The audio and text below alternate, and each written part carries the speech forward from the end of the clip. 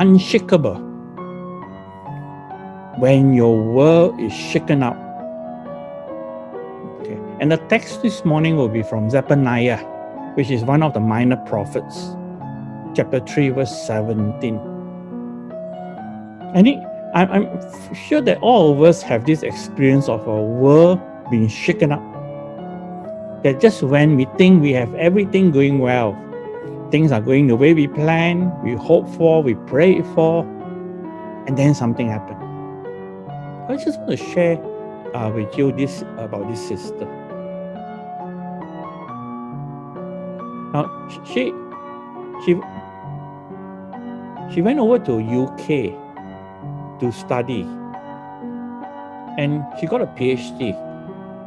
And while there, he met a young, handsome Brazilian man, and they got married.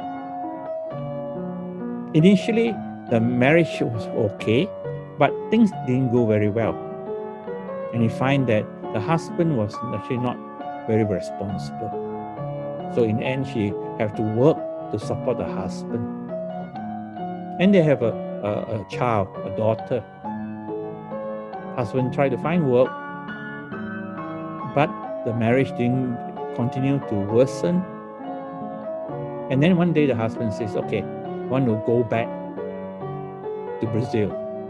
So she have to give up her job and go with her husband back to Brazil. I mean, a Malaysian girl doesn't speak Portuguese or Spanish in Brazil, or with a daughter.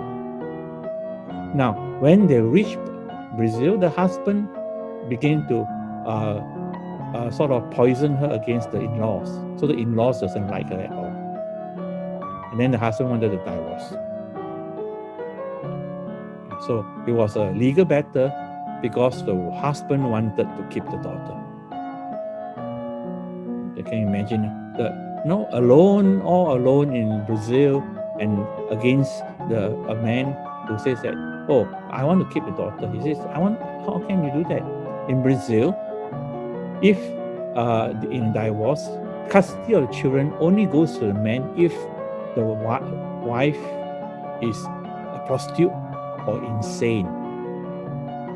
And actually the husband tried to declare her insane.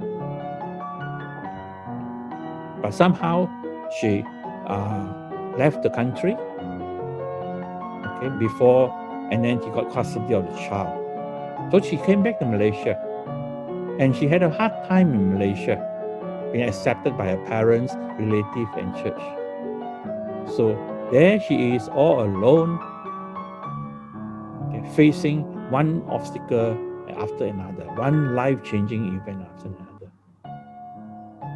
And also, when she was in Brazil, she was pregnant with a second child. And when they came back, she have one boy and girl, and she have to try to make a living. Then about 18 months old, the boy went into liver failure.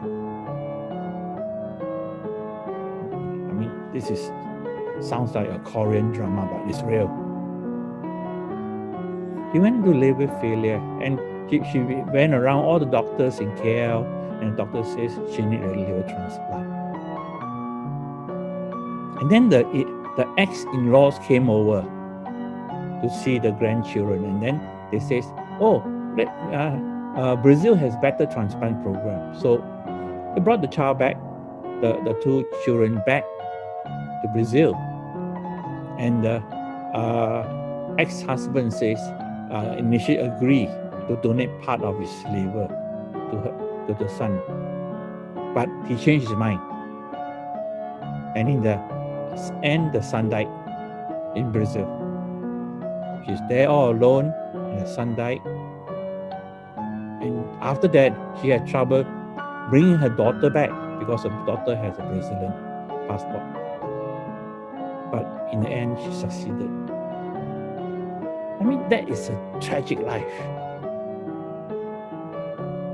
And it can easily break anybody. But as I listen to her and I talk to her, and I find that Her strength, which she told me, is that it's in the Lord. Okay. Without the Lord, she will not be able to make it.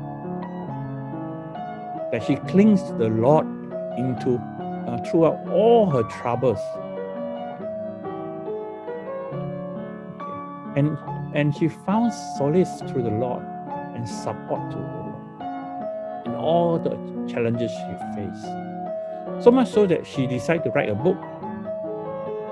And I actually gave her a strong endorsement because I talk about the indomitable fighting spirit in her faith in God. So get her book and read it. I think that is something that we need to learn from her. Hang on to the Lord. Because sometimes life, our words are shaken, and actually we have nothing left. Not all the good advice and all that. There's nothing except the Lord, and we just have to hang on to Him.